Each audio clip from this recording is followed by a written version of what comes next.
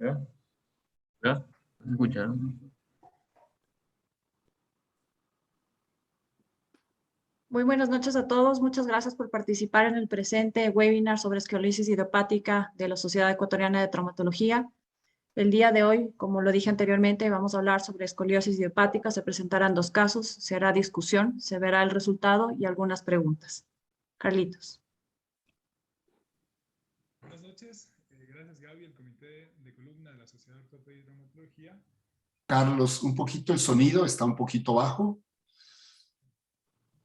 Okay, muchas gracias. No sé si ahí está mejor el audio. ¿Me escuchan más claro? Más o menos. Bien, les indicaba que el Comité de Columna de la Sociedad de Ortopedia y Traumatología les da la bienvenida. Esta noche vamos a presentar el seminario web de escoliosis idiopática, en la cual contamos como moderador al doctor Jaime Moyano como presidente del comité, la doctora Gaby Moya, quien recibió la palabra. La doctora Moya es cirujana de columna, formada en la Universidad de Guadalajara y trabaja actualmente en el Hospital de la Policía Nacional. Dentro de nuestros expertos invitados tenemos a la doctora Marta Hernández, médico tratante del Hospital Metropolitano y del Hospital Pediátrico Vaca Ortiz. La doctora Montserrat Pavón es médico tratante y cirujana de columna del Hospital Los Andes Quito y Axis. El doctor Omar Arciniegas es médico tratante del Servicio de Ortopedia y Traumatología del Hospital de los Ceibos del Seguro Social como cirujano de columna. Dentro de los expositores está el doctor Harrison Sotomayor, que es un médico de la ciudad de Guayaquil también, formado en Argentina. Y el doctor Hassan Nicola es un médico cirujano del Hospital de los Valles, cirujano de columna, quien iniciará presentando su primer caso. Posteriormente, el doctor Harrison Sotomayor hará la presentación del último caso. Muchas gracias, doctor Nicola, a todos los participantes por estar presentes. Gracias. Bueno, buenas noches y agradecido con el doctor Carlos y muy honrado por la invitación. Procedamos entonces voy a compartir la pantalla para comenzar con la presentación del caso.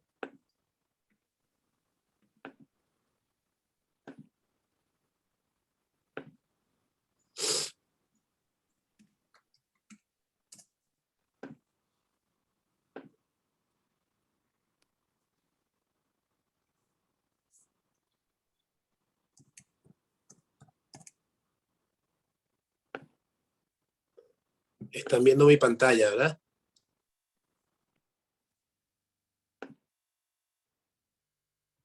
Correcto, la pantalla está. Perfecto. Entonces, bueno, comencemos con el caso clínico, del primer caso clínico del día de hoy. Se trata de un paciente masculino de 15 años de edad, estudiante, sin ningún antecedente patológico de importancia, tampoco ningún antecedente familiar. Como datos al interrogatorio, refiere dolor ocasional en región torácica interescapular, de moderada intensidad, no tiene signo de distrés respiratorio, el interrogatorio por lo menos. Al examen físico, el paciente presenta un hombro derecho ligeramente elevado, casi imperceptible con respecto al hombro izquierdo, tiene una jiba torácica moderada derecha, más que diagnóstico de spectrum carinatum, tiene un aspecto el pecho un poco protruido y por eso quise llevar esta acotación al examen físico. Tiene una gran asimetría del talle, el paciente presenta un tórax bien chato y tiene una ligera oblicuidad pélvica a expensas de la elevación de la cresta ilíaca izquierda. Como dato del examen físico, pasamos a los datos iniciales de los datos radiológicos. Con la panorámica de frente vemos que tiene una línea sacral media que hace ver que el paciente está en cierta forma balanceado, pasa prácticamente por la mitad de la mandíbula, como podemos ver en la imagen. La clasificación del Lenke de la curvatura quisiera dejarla para la discusión, ¿ok? Y como pueden ver, tiene una curva torácica alta de T12 a T7 con 75 grados y una curva torácica media T8L1 con 86 grados. El Riser 4, y por supuesto a esta edad lo normal es que el cartílago trirradiado esté cerrado. Los datos radiológicos en la imagen sagital, como pueden ver, y a mí también me llamó la atención mucho esta cifosis torácica que me hacía pensar un poco en la asociación de no solo una escoliosis idiopática, sino un dorso curvo del adolescente, ya que la curva era bien pronunciada en el plano sagital, T2, T12, 89 grados. Un balance sagital negativo normal para la edad del paciente, y ambas curvas de la imagen anterior, curvas estructurales. Creo que podemos entrar en el tema de la discusión antes de... esta es mi primera vez de presentar un caso y creo que de esta forma podemos iniciar las preguntas o yo puedo continuar con el análisis. Usted me indica, doctor Moyano o la doctora Gabriela, que son los moderadores, cómo procedemos ahora.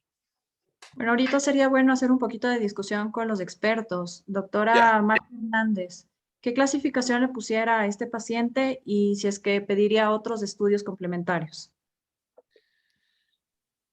Gracias. Me llama la atención mucho la gran deformidad de las curvas. Impresiona, obviamente, dos curvas torácicas y toracolumbares, ¿no? Como una Lenke 2. Y definitivamente también me llama la atención la gran cifosis torácica que este paciente tiene.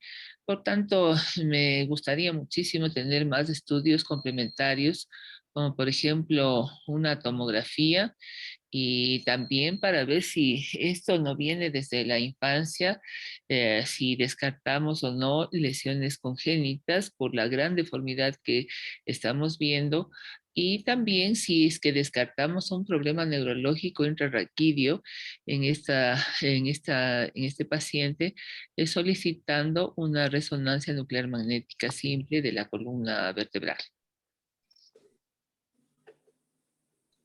Perfecto, doctora. Muchas gracias. Doctora Pavón, ¿usted solicitaría algo más aparte de lo que indicó la doctora Hernández?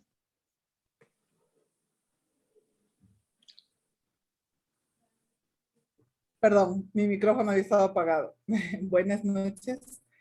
Pues estoy de acuerdo con la clasificación y con los exámenes que la doctora Hernández ha solicitado. No le pediría ninguna otra cosa.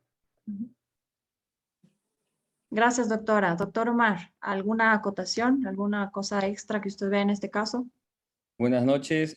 Me adhiero, es una Lenke 2, doble curva torácicas. Me gustaría ver las bending, aunque el doctor mencionó que eran estructurales, pero sí me gustaría verlas. Y también una tomografía, porque no es una curva típica de una idiopática, más por esa cifosis marcada que tiene. Eso nada más. Bueno, yo voy a acotar, y gracias a los expertos por el comentario. Sí, el paciente, como dice el doctor Omar Arciniega, me encantaría mostrarle la tomografía y los bending que le hice. No le hice resonancia porque no encontré ninguna anomalía congénita, ni la tomografía, ni que me llamara la atención para hacerle la resonancia, aunque no estaría de más. Pero hubo un problema con el tema de los estudios. Hubo un cambio de gerencia en el Hospital de los Valles hace poco y las transferencias se perdieron algunos estudios del paciente y de otros pacientes también, y por eso no los pude traer para acá la acotación, pero estoy totalmente de acuerdo que yo hubiera pedido también una tomografía, por lo menos para saber si hay una alteración congénita o una malformación congénita de alguna vértebra que no se puede apreciar en la radiografía, pero no fue así.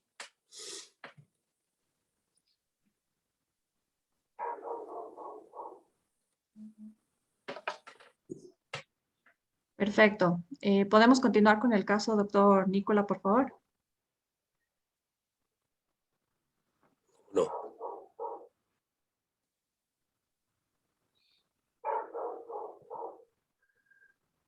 Bueno, para la planificación preoperatoria de los niveles de fusión de esta escoliosis, tomamos en cuenta varias cosas. La línea sacral media, en este caso, aunque no se ve aquí, en la anterior pueden ver que pasa por el borde interno del pedículo L4.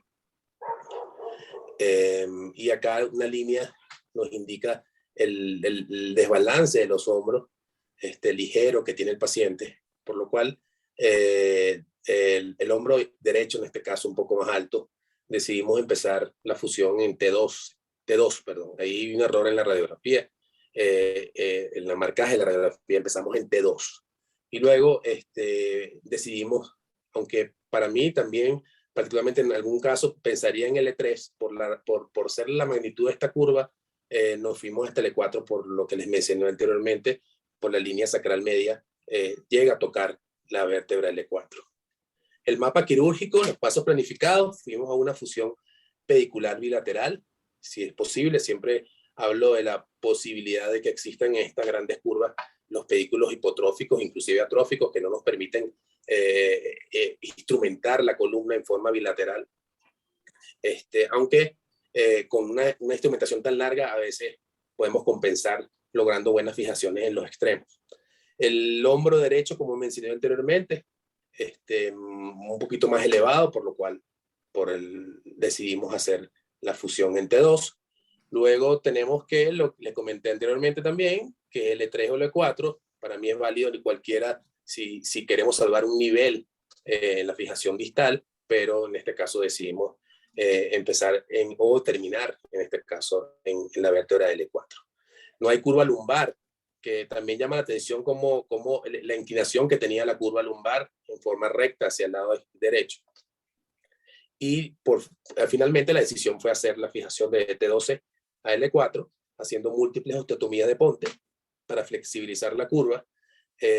Por supuesto, la provisión de sangre preoperatoria, se utilizó neuromonitoreo intraoperatorio con línea base preoperatoria y no se decidió hacer tracción intraoperatoria en este caso. Hay una herramienta que quería comentar y después quiero escuchar también a los expertos a ver si han utilizado o están utilizando la navegación en la escoliosis. Particularmente nosotros no estamos usando todavía en estos casos.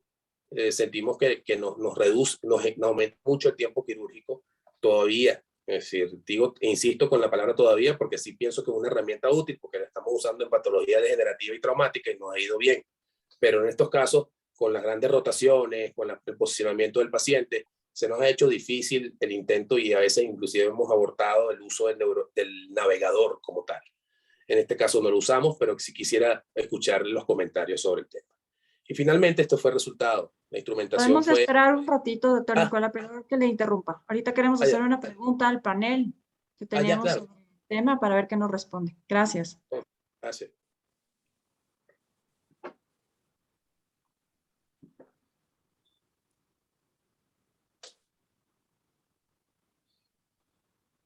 Bueno, mientras pasa la pregunta, quisiera hacer algún comentario.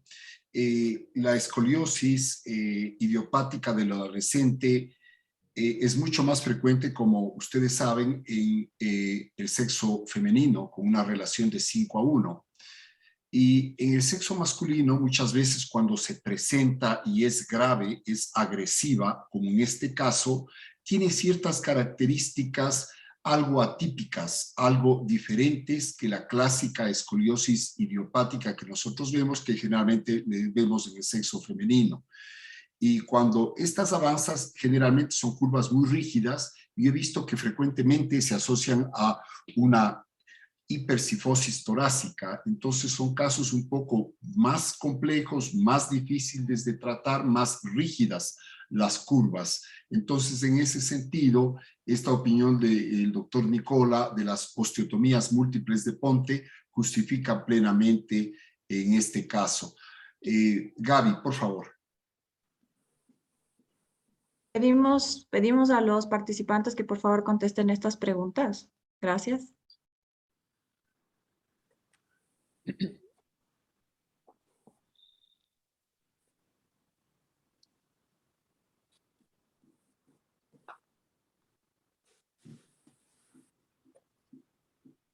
Estos son los resultados de los criterios de fijación proximal. ¿Qué opina usted, doctora Hernández? Bueno, hubiera hecho falta otro ítem que es vértebra estable proximal, ¿no? De la curva proximal.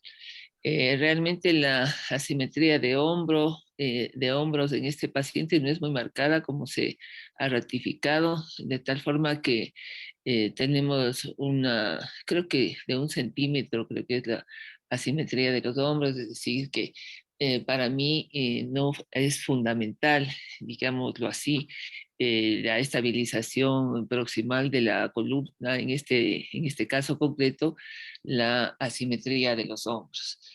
Más voy por la vértebra estable de la curva proximal.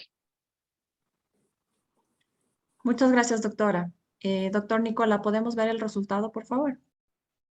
Sí, quería también acotar un poco sobre ese tema. Una de las cosas que yo en el pasado tuve bastantes problemas con resultados de si tenía una escoliosis idiopática y tenía un resultado de corrección quirúrgico increíble. Y en el pasado no tenía conocimiento, no tenía en mi cabeza el tema de los hombros, del nivel de los hombros, si el hombro izquierdo estaba por encima del derecho o el derecho estaba por encima del izquierdo o si estaba nivelado. Y realmente eso fue un dato que aprendí hace ya varios años y cambió el resultado de mi cirugía. Es decir, tomando en cuenta que el hombro derecho esté más alto, la fijación debería ser en T2. Si los hombros están nivelados, la fijación debería ser aproximadamente en T3. Y eso es una regla O, si no me equivoco. Y si el hombro izquierdo está más alto, la fijación es T3 o T4. Hay una flexibilidad ahí que puede ser T2, T1 para el hombro derecho alto. Es por eso que quería acotar ese tema, porque sí, para mí, en mi práctica, ha marcado una gran diferencia en el resultado final. Es decir, uno puede corregir la escoliosis prácticamente a nada y los hombros quedan desnivelados si no se toma en cuenta ese factor. Doctor Hernández, ¿gustaría acotar algo?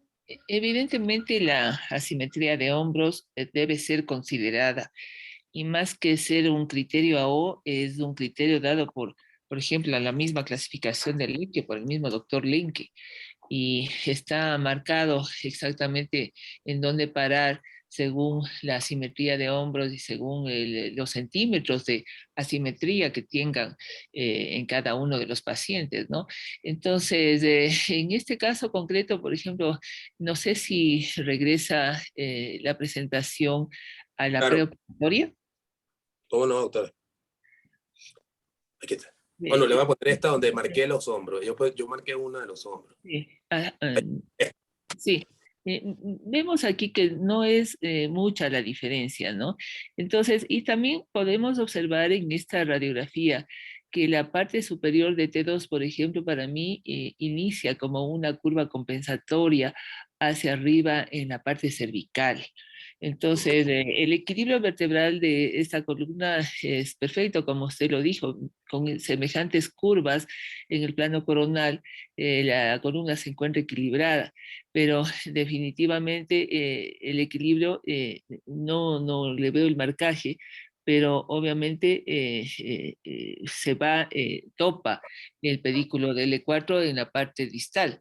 Pero arriba, veo yo como que la T2, no sé si me estoy equivocando, pero porque en la radiografía me falta un poquito de contraste, ¿no? Para verla bien, pero pienso yo que está incluida en una curva secundaria de compensación a nivel cérvico-torácico. Está exactamente en la transición, pero sí podría pensarse, es decir, ahí está exactamente, es más, T2 es el límite superior del COP, donde fue medido el COP. Entonces sí podría tomarse como una transición, ¿no? Estoy de acuerdo, doctor. Doctor Omar, ¿quisiera acotar algo? Sí, es más o menos lo que la doctora Hernández acaba de expresar. La verdad que estos conceptos de Lenke en el caso de los hombros es muy valedero, o el concepto de Sub, que habla que las curvas estructurales medidas más de 25 grados se deben de tomar la doble curva. Y en mi práctica diaria yo también tomo mucho en cuenta el tema de los hombros, en la cual se considera un hombro desnivelado mayor de 5 milímetros.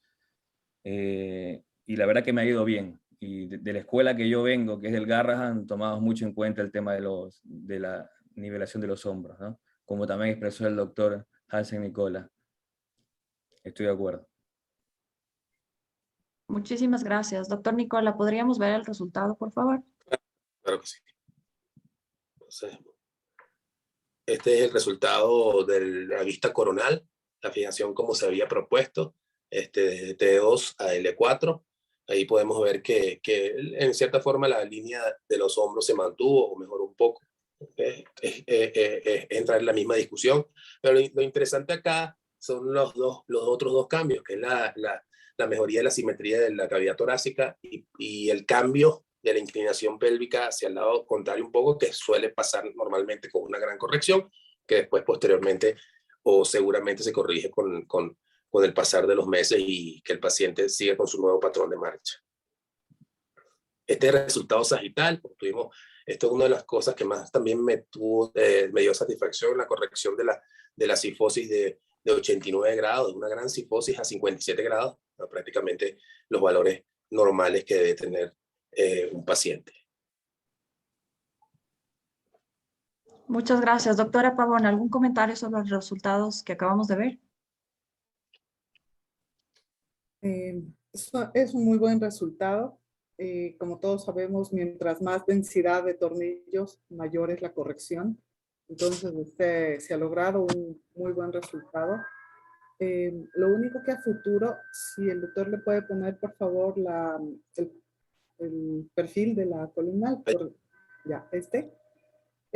pues habría que tener un poco de cuidado, que de pronto, como queda una zona de transición muy rígida, ¿no es cierto?, en la cérvico-torácica, existe muchas veces en las que de pronto se te puede hacer una listesis, ¿no?, de este 7T1, y pues eso sería pues de controlarlo al muchacho, porque la corrección que se consiguió es muy grande, es buena obviamente, pero esa sería la única recomendación. De ahí, excelente la resolución. Gracias, doctora Pavón. Tenemos una pregunta del doctor Carlos Jaramillo, que indica que si es que cuando realizan osteotomías en este tipo de casos, si realizan osteotomías de tipo 3, para manejo sobre todo en escoliosis con curvas mayores a 40 grados. Doctor Arciniegas.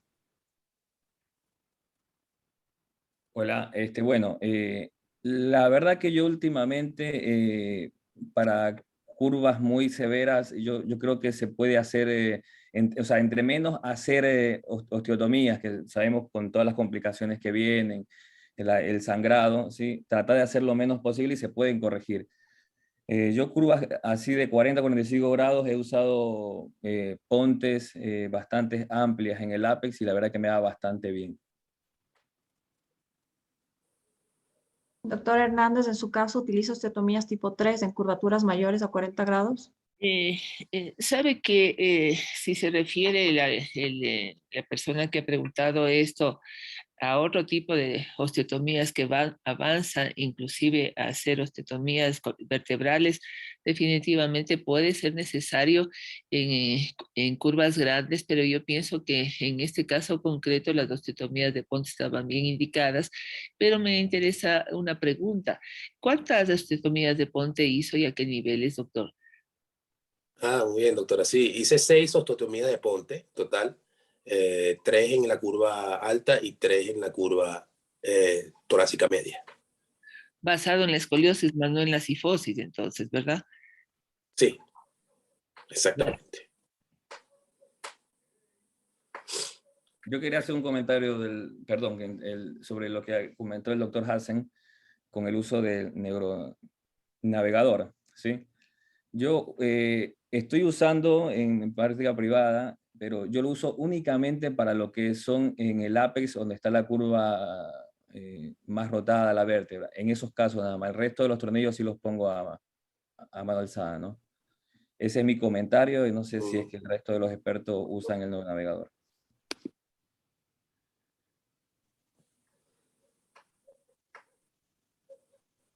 Doctora Hernández.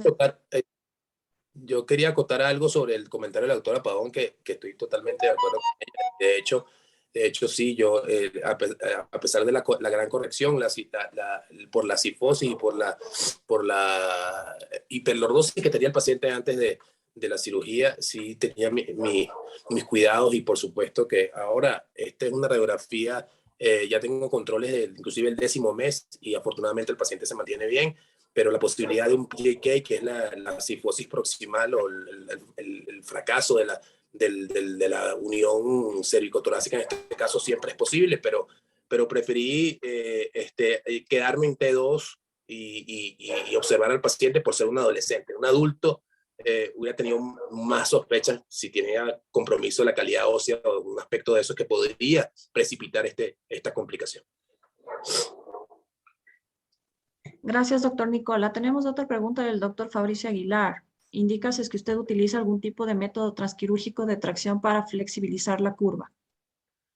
Sí lo utilizo, lo he utilizado poco acá, pero antes lo utilizaba más por tener el recurso de dejar a los pacientes hospitalizados. Yo trabajo solo en privado y no tengo la posibilidad de dejar a los pacientes porque los costos se elevan demasiado, pero depende de la curva. En este caso concluimos de que no, pero sí, la tracción gravitatoria sí es necesaria en muchos casos severos y ayuda muchísimo para flexibilizar la curva, y tanto preoperatorio como durante utilizar esa tracción misma durante la cirugía en la corrección final.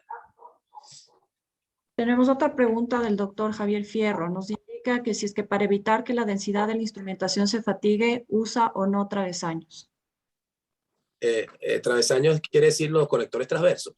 Sí, conectores transversos. No, los uso solo cuando tengo dudas en algún segmento donde los tornillos no quedaron de forma adecuada, donde la sujeción no fue buena, donde fracasó un tornillo o varios tornillos. En caso de eso sí los suelo usar, pero generalmente en tipo de construcciones como esta, donde estoy seguro que cada uno de los tornillos quedó con buena sujeción y la corrección es buena, no creo necesario los conectores transversos normalmente.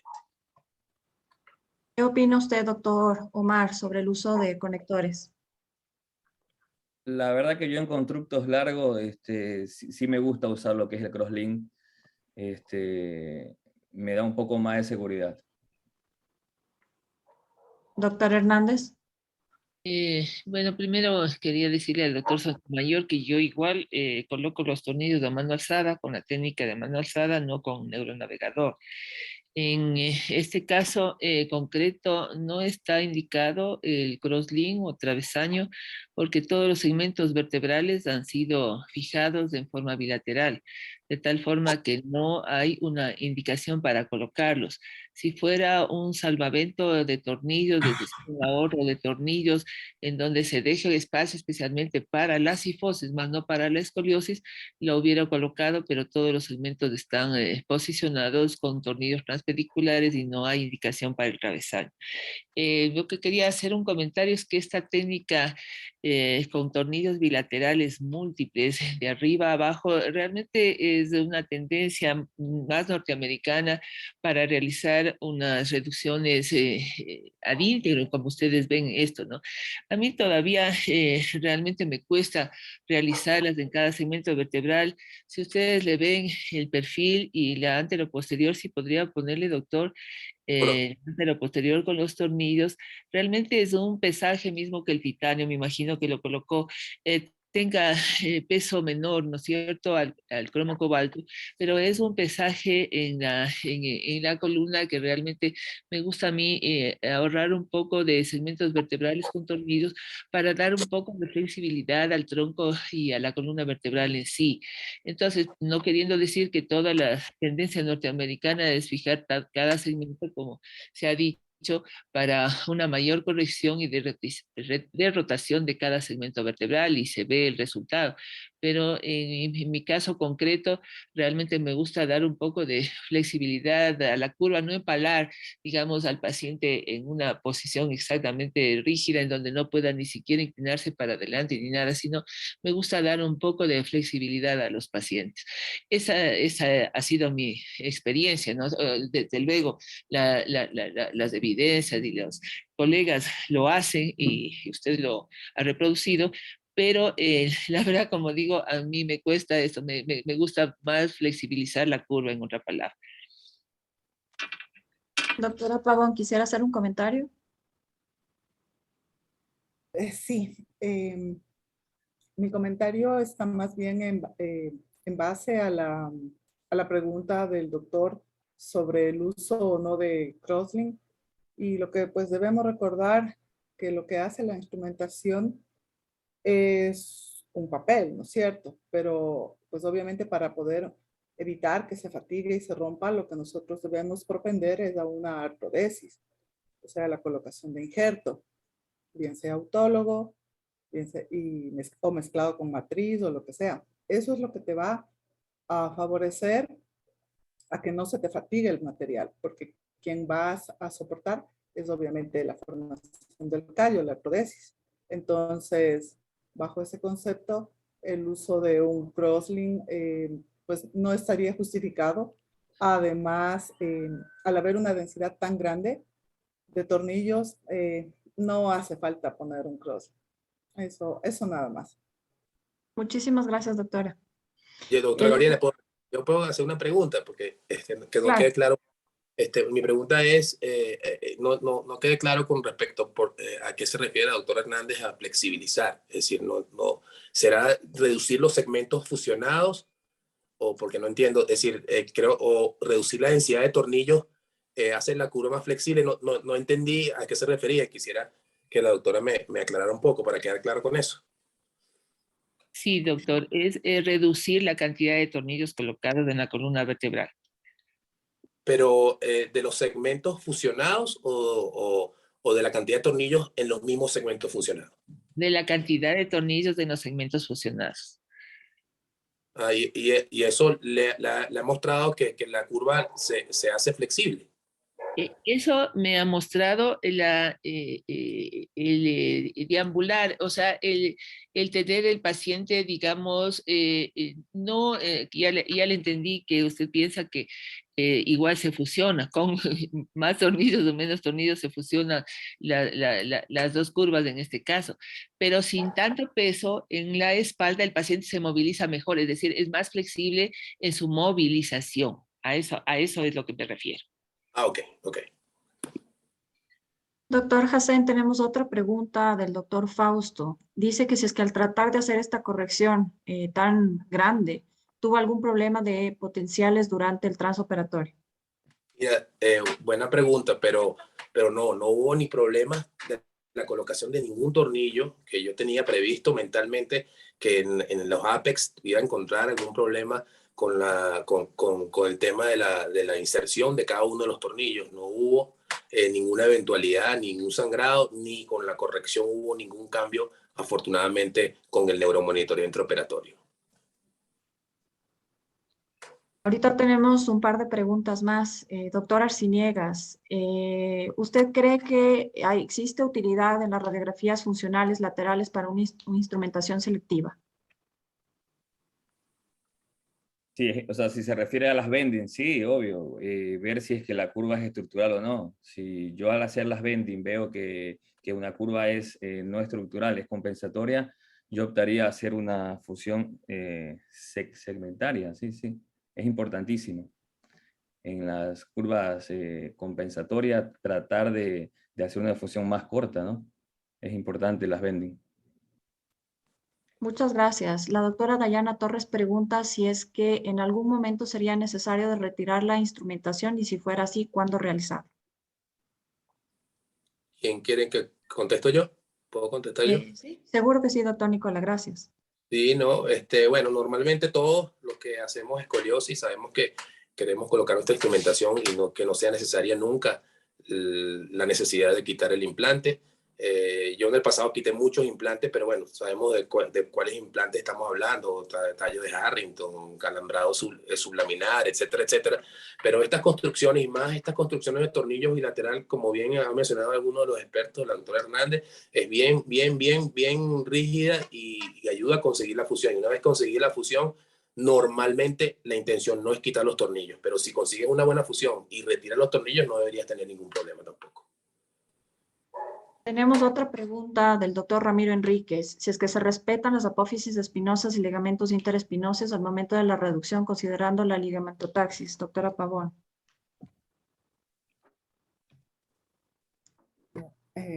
pues yo asumo que sí respetaron, que deben haber tenido injerto, porque de hecho se ve en la parte baja, ¿no? La presencia de las apófisis espinosas. En la parte alta no le veo. Los ligamentos amarillos, pues obviamente al realizar las osteotomías, uno debe retirar el ligamento amarillo, porque de no, el rato que tú corriges, se plega el ligamento y puedes tener una lesión de raíz o o algún problema neurológico. Entonces el amarillo se sacrifica en esas. Nada más. Muchas gracias, doctora. Doctor Moyano, ¿algún comentario final sobre el caso?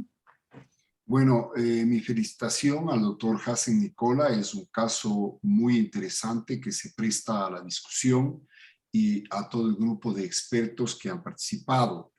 Como un comentario final, lo importante es saber que el diagnóstico precoz de la escoliosis idiopática, muchas veces el manejo con corset puede evitar la progresión y la necesidad de cirugías. E incluso cuando ya hay una curva sobre 40 o 45 grados progresiva, es mejor operarle en ese momento y erradicar definitivamente ese criterio de que el paciente es muy joven para operarse o hay que esperar que cese el crecimiento para operarse, porque entonces se vuelven curvas mucho más graves, rígidas, que requieren procedimientos como en este caso una osteotomía tipo 2, que es la osteotomía de Ponte. Las osteotomías de Ponte fueron diseñadas inicialmente para la cifosis pura, ¿no? Es decir, para la enfermedad de Schoeman, pero tienen gran éxito en la escoliosis o como en este caso en la cifoescoliosis. Como un comentario adicional es que cuando realizamos Ponte en una deformidad en dos planos como cifoescoliosis, generalmente el Ponte lo hacemos de manera asimétrica, es decir, la línea de corte es más amplia en la convexidad y menos amplia en la concavidad, para permitir no solo corregir a través de la extensión la cifosis, sino al tratar de cerrar la boca de la convexidad, que es la más amplia, ayuda a corregir también la escoliosis. Estos casos obligatoriamente deben ser manejados con potenciales evocados transoperatorios. Antes los manejábamos con el test de despertar de Stagnara, pero ahora la tecnología ha avanzado y no justifica no utilizar en estos casos complejos, más aún con osteotomías, la monitorización transoperatoria. Este sería, a grosso modo, un comentario final de este caso, felicitando nuevamente a todos los participantes. Gracias, doctor. Muchas gracias. Doctor Sotomayor, ¿podemos presentar su caso, por favor? Yo voy a permitir al doctor Sotomayor. Gracias, doctor Nicola.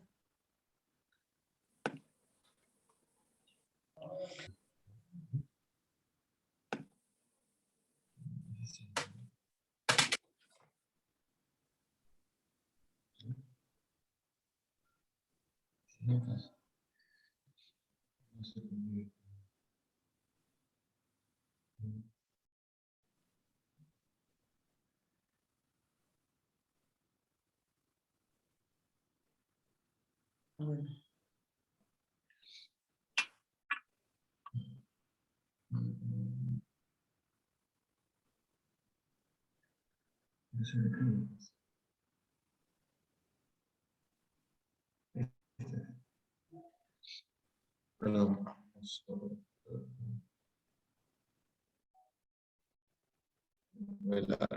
Ok, buenas noches. Buenas noches, ¿me escuchan? Sí, muy bien, doctor Harrison. Puede continuar. Buenas noches. Bueno, era un caso el caso de una paciente de 12 años con 8 meses, con una menarca de 8 meses y un RISER 0. ¿Ya? Como antecedente el paciente una escoliosis idiopática. Tenía como al examen físico un tronco descompensado a la derecha, hombro elevado a 3 centímetros del hombro derecho, un triángulo de talla simétrico, una curva poco flexible y una jiba torácica derecha de 5 centímetros, el peso 31 kilos. Fotos clínicas del paciente.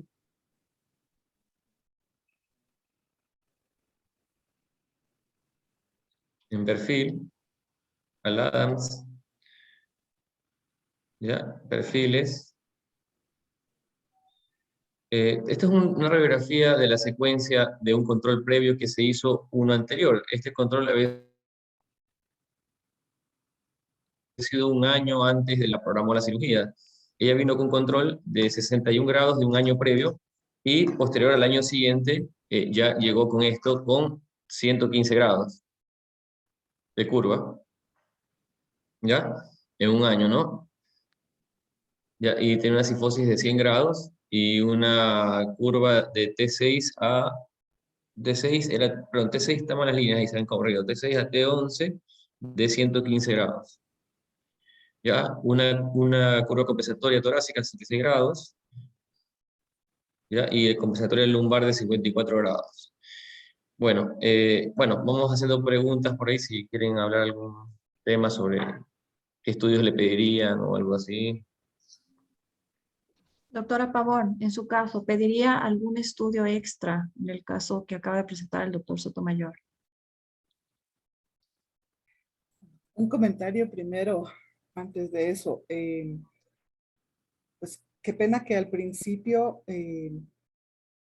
la paciente, o no sé qué pasó, se le perdió al doctor, no quiso aceptar el tratamiento que me imagino que con la radiografía del 2014 él ya le propuso hacer algo y luego se le perdió y regresa así sin ningún tipo de tratamiento.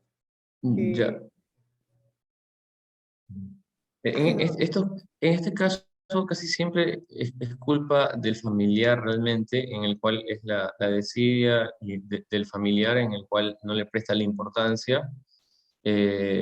Pero cuando ya notan que esto se le va de las manos, porque en pocos meses se fue de las manos, para sacar cita demora mucho, entonces mientras llegó a la cita y todo, ya se había descompensado muchísimo, pero realmente en sí es el familiar que no le presta la importancia a la hija realmente, ¿no?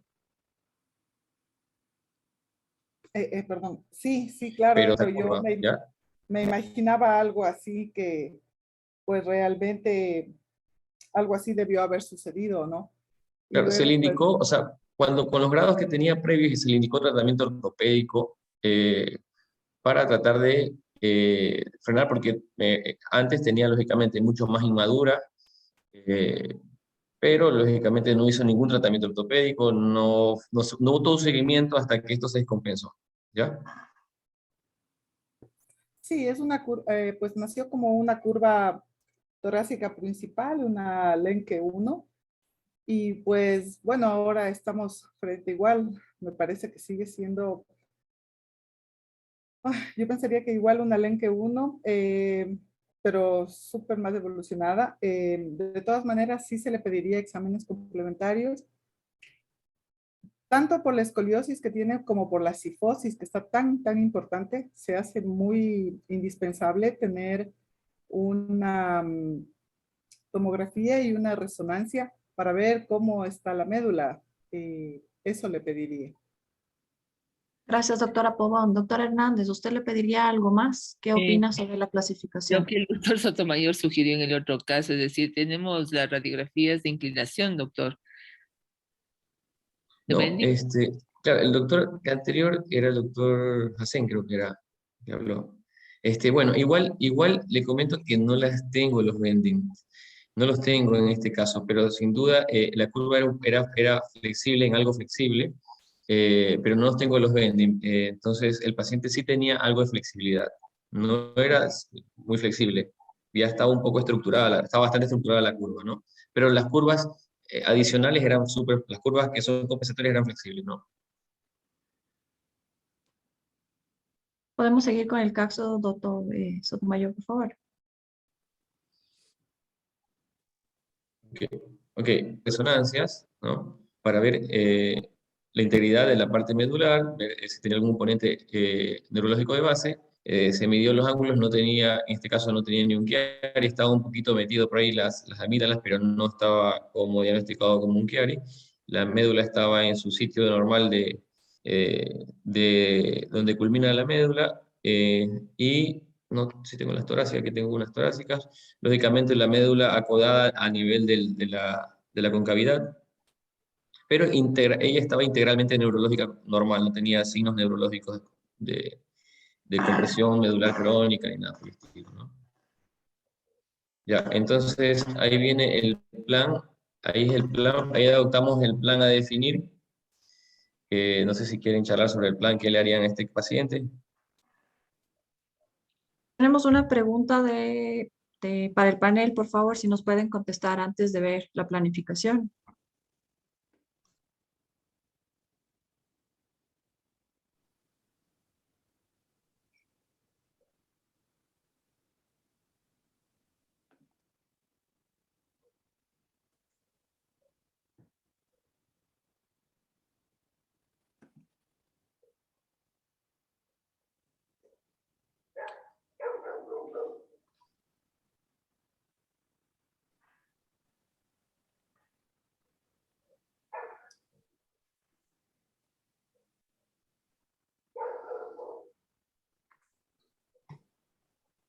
Ahorita podemos ver el resultado de la pregunta, por favor.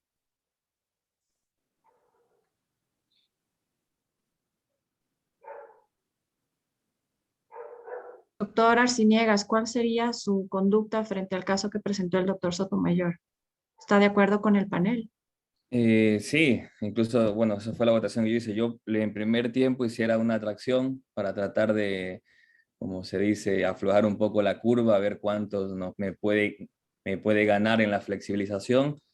Y después de eso, obviamente, sin duda, ¿no? Hacer una artrodesis posterior instrumentada con unas buenas osteotomías. Mi conducta sería eso, hacer una tracción previa. Gracias. Doctor Hernández, tenemos una pregunta del doctor Aguilar. ¿Usted por qué creería que tuvo este caso una progresión tan rápida?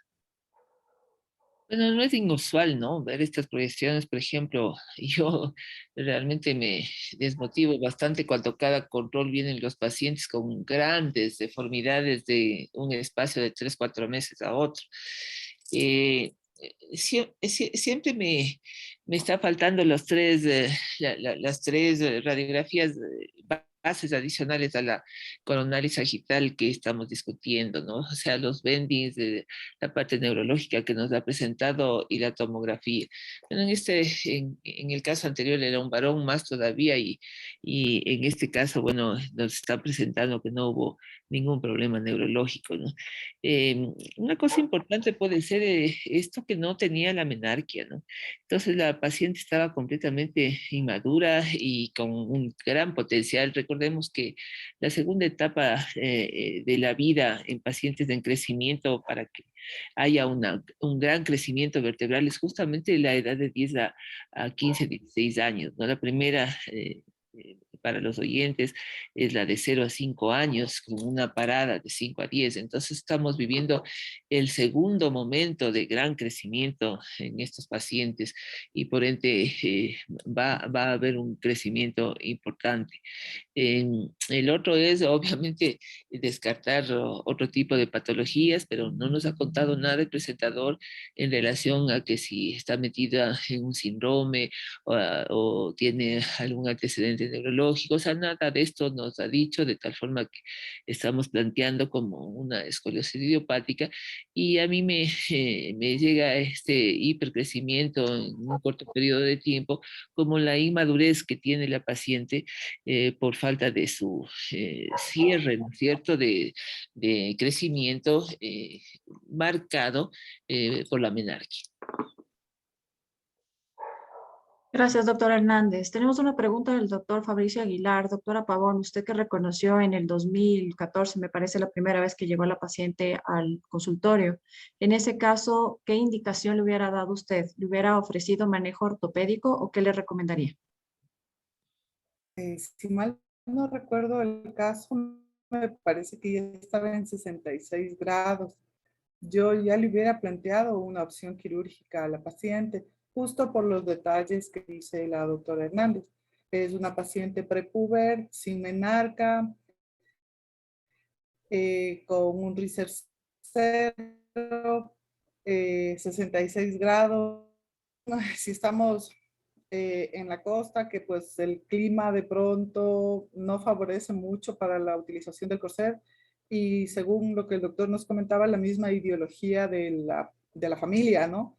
Porque si ya con 66 grados le ves y ves que está la chica con ya debió haber presentado una alteración, una paciente delgada, ya cosméticamente no debió haber sido muy aceptable, pero igual se perdió. Entonces sí le hubiera planteado algo quirúrgico, y yo pensé que de hecho el doctor le hizo y por eso se perdió, luego volvió cuando estaba más grave. Eso, mi doctor Sotomayor y doctora Gabriela. Muchas gracias, doctora Pavón. ¿Podemos continuar con el caso, doctor Sotomayor? Sí, por supuesto. Gracias. Ok.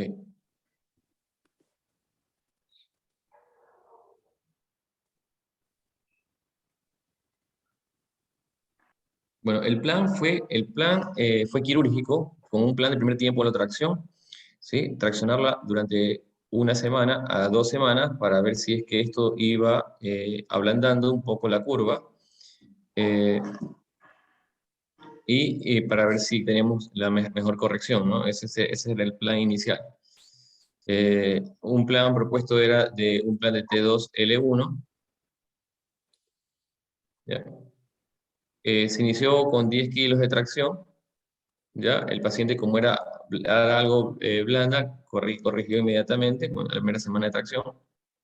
¿Ya? Y la segunda semana de tracción, perdón, sí, la segunda semana de tracción no hubo modificaciones algunas, o sea que netamente ya se dio casi al mismo, no hubo corrección, por lo que se decidió directamente a optar directamente a la cirugía. O sea, hubo netamente solamente esa corrección.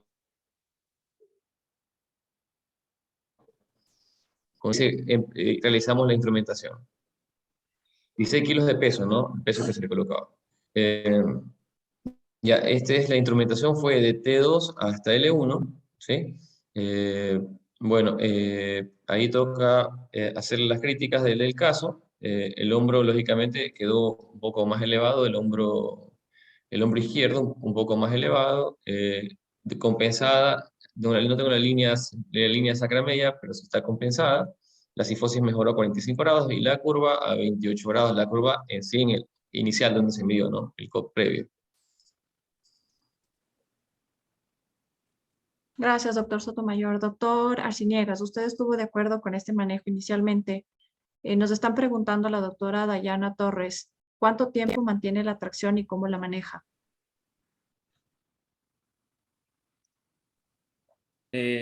Con respecto a la tracción, yo lo voy probando, como bien dice el doctor Sotomayor, 1 semana, y pararía cuando ya después de cierto peso veo que no me corrige más, sino que se estanca. Entonces ahí es donde se puede decidir la cirugía, ¿no? El acto quirúrgico. Con respecto al tratamiento dado por el doctor Sotomayor, yo creo que la curva que se corrigió es bastante buena. Lo llegó a 28 grados, de 115 creo que tenía. Le quería preguntar cuántas osteotomías hizo en el ápex.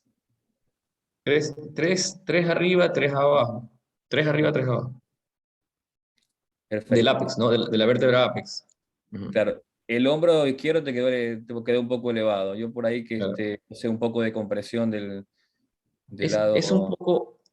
un poco difícil, yo digo, o sea, por cuestiones de tiempo, a veces se hace difícil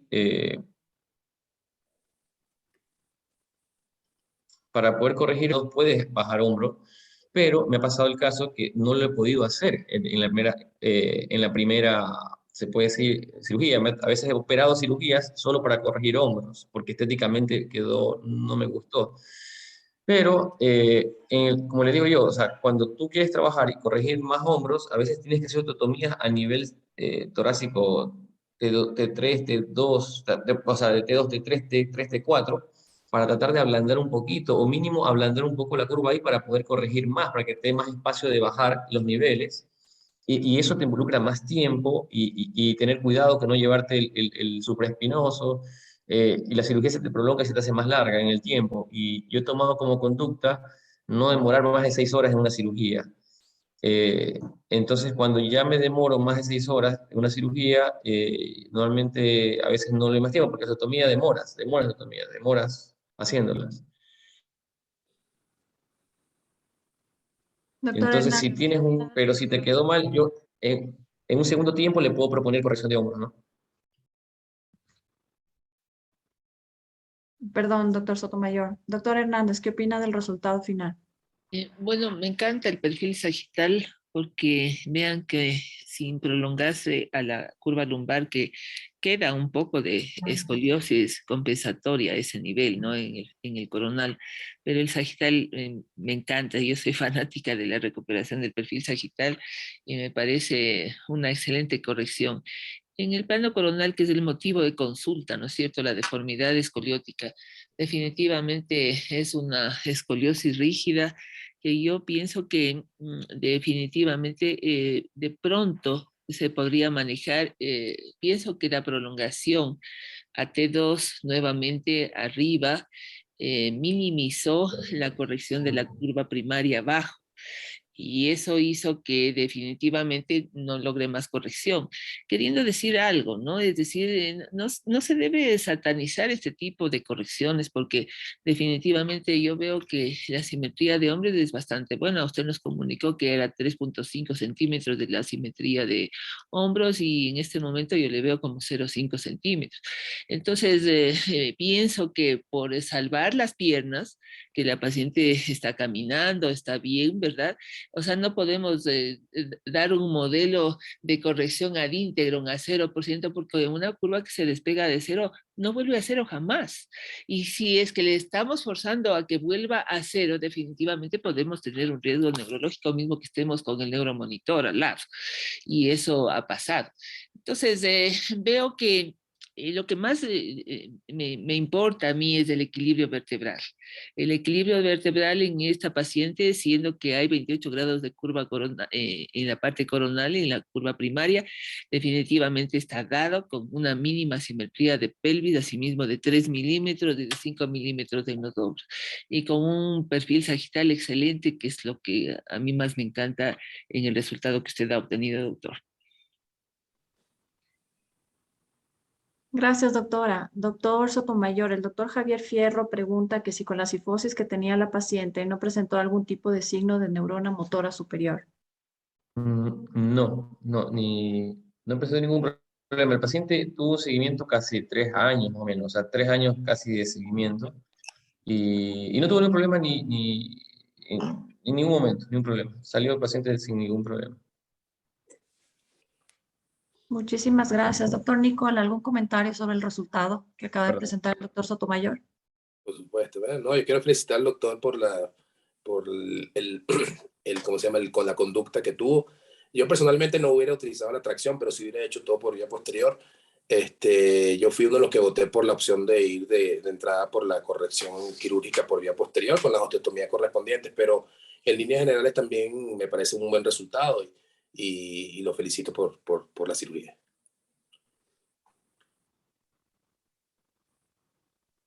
Tenemos otra pregunta del doctor Aguilar. ¿Cuándo harían ustedes un abordaje anterior en una escoliosis? Yo, completando mi comentario, yo hacía muchos abordajes anteriores en el pasado, pero de unos años para acá he podido tener un resultado sin hacer todo por vía posterior. Así que yo en la actualidad prácticamente no hago vía anterior suplementaria o para flexibilizar. Puedo dar una opinión, yo no tengo experiencia en hacer escoliosis por vía anterior. Sí, doctor Arciniega, siga, por favor. No, que comentaba que no tengo experiencia en hacer vía anterior en las escoliosis. Las escoliosis siempre la escuela que yo vengo siempre por posterior. Listo. ¿Alguien más? ¿Algún comentario sobre el abordaje anterior?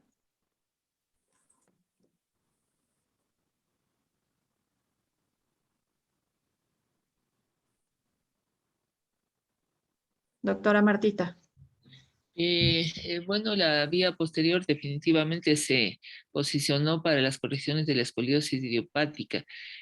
Contestándole al doctor, la indicación podría ser en otro tipo de escoliosis, es decir, en una escoliosis congénita en donde una hemivértebra está ubicada en la parte anterior. Mismo así, la vía posterior puede realizarse la decisión de la hemivértebra desde un punto de vista posterior y posterolateral, pero en ocasiones resulta compleja esta decisión, especialmente en niños grandes que estamos viendo en adolescentes de 16 años, por ejemplo, que prácticamente son adultos y podría plantearse una posibilidad de una resección vía anterior, anterolateral, ¿no? Doctora Montserrat. Complementando un poco el asunto sobre las vías anteriores, sí, hace varios años sí se utilizaban, pero pienso yo que se utilizaba porque no se hacía o no se le daba una mayor importancia a las osteotomías que ahora se utilizan, las osteotomías de Smith-Peterson, el Ponte, las de sustracción pedicular, que pues dan menos movilidad, entre comillas, que una vía anterior. Antes se utilizaba, como decía, en mi vértebra podías hacer una vía anterior, o cuando tenías una escoliosis muy rígida, que por más que le hayas puesto al niño en tracción, no lograbas una buena corrección, entonces se entraba por delante, se hacía una liberación por vía anterior, se le volvía al chico a poner a tracción y luego pues se complementaba con la vía posterior. Pero ahora con la opción o con la gran cantidad de osteotomías y que uno ya se ha familiarizado más a eso, la vía anterior ha ido perdiendo espacio, se podría decir, pero obviamente siempre es un recurso que uno lo puede tener a mano. En este caso, pienso que como se dio con la tracción, no fue necesario hacer ninguna vía anterior complementaria. Muchas gracias, doctora Montserrat. Doctor Jaime Moyano, ¿algún comentario? Sí, actualmente se está utilizando en ciertos centros, sobre todo de Estados Unidos, para escoliosis idiopática del adolescente, curvas torácicas tipo Lenke 1, la vía anterior, en la cual se coloca una barra exclusivamente en la convexidad. Es una barra flexible y se genera compresión sin artrodesis, ¿no?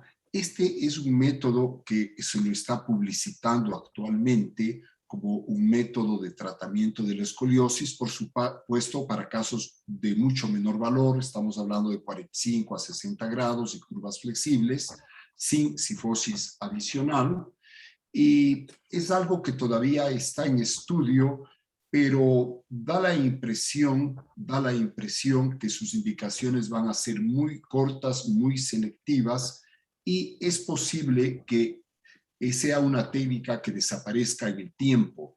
De todos modos, no es tan novedoso, porque en la década del 80 había el sistema australiano de Dwyer, que era tornillos y un cable flexible, por lo tanto, de titanio que se ponía en la convexidad.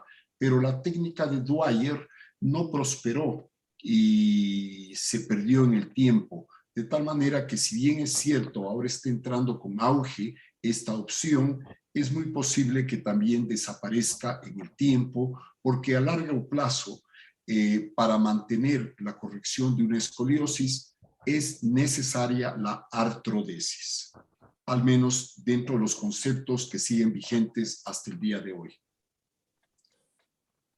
Yo quiero acotar algo a lo que dijo el doctor Jaime Moyano, que estoy de acuerdo, y es que estas técnicas, el tethering, que es lo que se refiere el doctor Moyano, tienen también el mismo hándicap que tenían esa técnica de Dwyer y la técnica con lumbotomía, que es que son,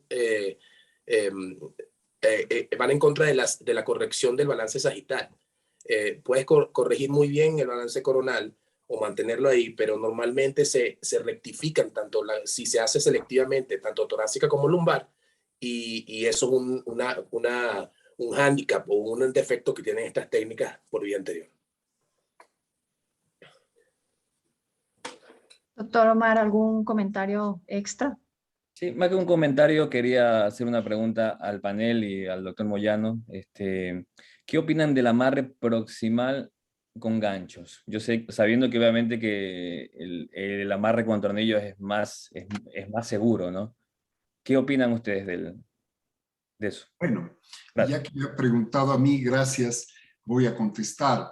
Yo pienso que en escoliosis del adulto o en pacientes adultos donde la densidad ósea es menor y el riesgo de un síndrome de segmento proximal o una cifosis de unión proximal que genere soltura de implante, cifosis por acuñamiento vertebral o listesis, como había comentado la doctora Montserrat Pavón, es uno de los métodos probados que disminuyen notablemente el riesgo de estas complicaciones porque se vuelve un punto de transición de una columna rígida con el tornillo a una columna semirrígida con el gancho y a una columna flexible en el segmento no instrumentado.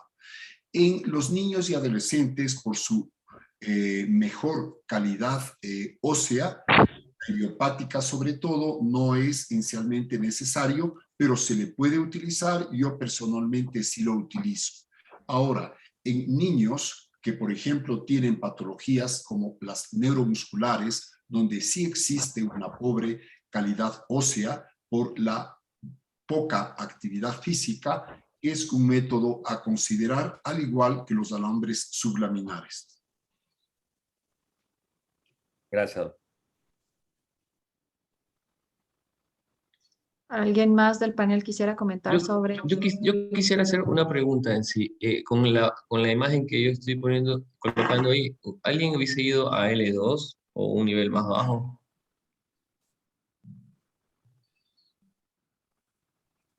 Sí, yo por escuela hubiese ido a L2, pero realmente el resultado que usted tiene es excelente y estoy de acuerdo con la doctora Hernández que esa pequeña asimetría en los hombros no es de importancia. Generalmente con fisioterapia, una asimetría tan pequeña, con natación, recomendaciones, puede mejorar un poquito más todavía y ser muy poco evidente. Usted fijó hasta torácica 2, que es lo correcto. No veo por qué haberse ido más arriba.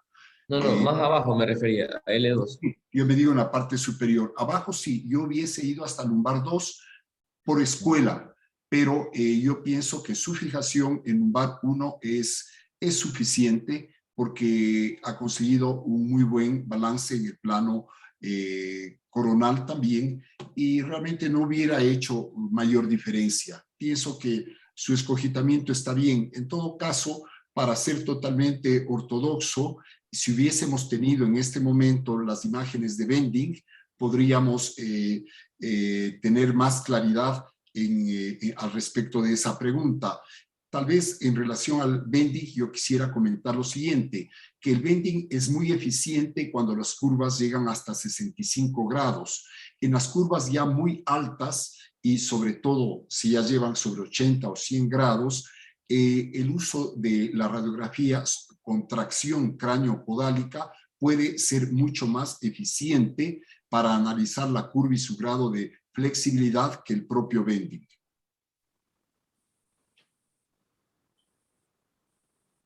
Muchísimas gracias. ¿Alguien más quisiera acotar algo antes del comentario final?